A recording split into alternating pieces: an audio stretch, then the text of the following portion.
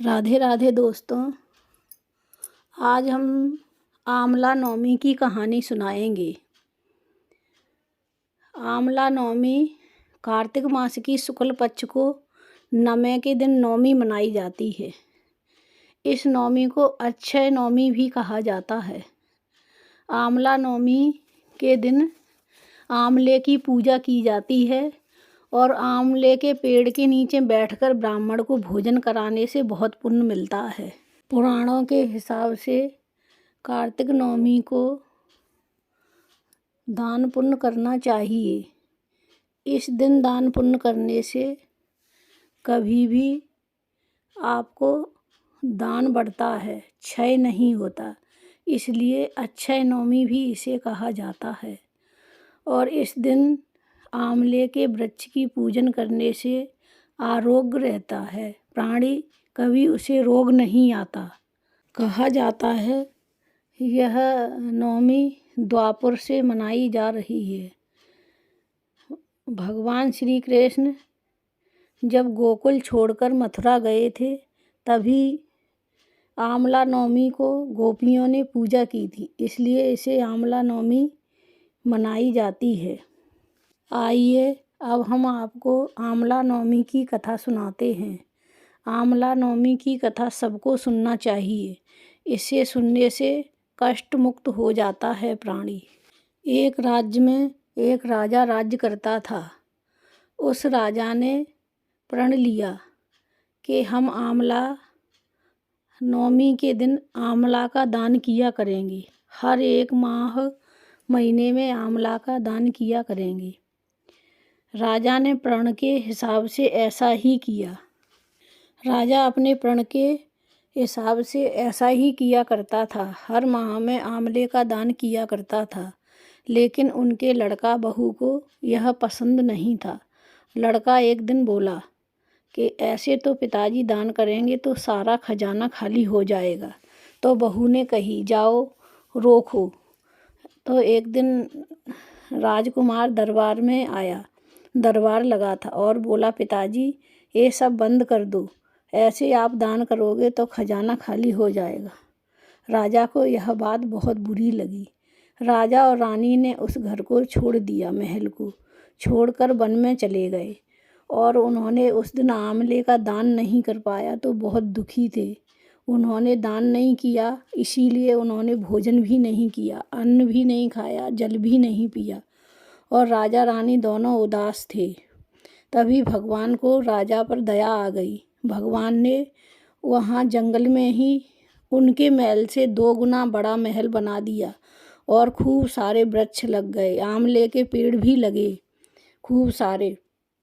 राजा वह महल देखकर रानी से कहने लगा, देखो रानी, यहाँ वन में भी अपने महल से 2 गुना बड़ा महल बना है। राजा ने रानी से कहा, चलो इस महल के अंदर चलते हैं। दोनों महल के अंदर गए और दोनों ने स्नान किया और रानी से कहा, चलो आमले का दान करते हैं। दोनों ने आमले का खूब दान किया। दान करने के बाद उन्होंने भोजन किया। अब राजा और रानी नए महल में सुखी से रहने लगे। इधर राजकुमार ने आमले का अपमान किया था, इस कारण यहाँ राजकुमार की बुरी दशा हो गई, क्योंकि दूसरे राज्य ने उनका राज्य छीन लिया। अब वह एक दाने दाने को तरस गए। एक दिन वह लड़का बहू जंगल में चले गए अनाज ढूंढने के तलाश में और अपने पिताजी के नए महल में पहुंच गए।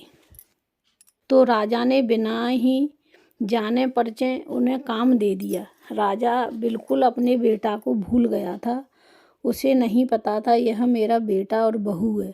ना बेटा बहू को पता कि हमारे पिताजी का इतना बड़ा भी राज्य है।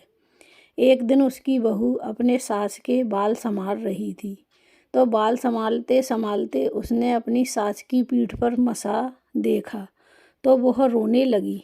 तब उसने पूछा, क्यों रो रही हो बेटी? तो उसने बताया कि मेरी सास की पीठ पर भी ऐसा ही मसा था। तब वह बहू सिसक सिसक कर रोने लगी। बहू रो रही थी तो बहू के आंसू सास की पीठ पर गिर रहे थे। तो सास ने झट से मुड़कर देखा और कहा, बेटी क्यों रो रही हो, क्या बात है। तभी बहू ने कहा, आप जैसा ही मसा मेरी सास की पीठ पर था तो मैंने उन्हें आंवला दान करने के लिए रोका था, क्योंकि आप ऐसे दान करोगी तो सारी संपत्ति नष्ट हो जाएगी। तो पता नहीं वो लोग कहाँ चले गए हैं। तभी सास ने बहू को पहचान लिया और कहा, सब हालचाल पूछा और कहा, कुशल मंगल है। तब बहू ने कुशल मंगल बताया, सब बढ़िया है, कुशल मंगल। सास ने बहू को समझाया, बेटी दान करने से कभी धन में कमी नहीं आती, बल्कि वृद्धि होती है और बढ़ता है।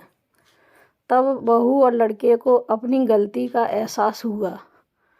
फिर वो सभी लोग माँ के साथ रहने लगे। अपने माता पिता के साथ लड़का बहू रहने लगे और उनके साथ दान आंवले का करने लगे। रानी की आज्ञा से उनके बेटा बहू ने भी आंवले की पूजा की।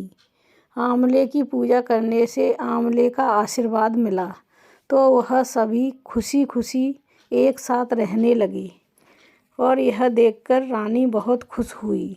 अपने राज्य में सभी लोग खुशहाली से रहने लगे।